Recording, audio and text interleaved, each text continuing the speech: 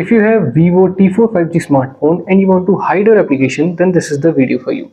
Open your settings, scroll down and then select security and privacy. Again scroll down and then select app hiding. Now firstly you have to set a privacy password. You can set a 6-digit password or you can select other password type like pattern, 4-digit pin, etc. Here I'm selecting pattern. Draw your pattern and then confirm your pattern. Answer 2 security questions and then click on next. You can add your email address if you want, otherwise click on add later. Firstly enable this. Now it will show all the applications which are installed in your smartphone. Select the app you want to hide. For example, I want to hide my files and then click on confirm. As you can see in my app drawer, you can't see files.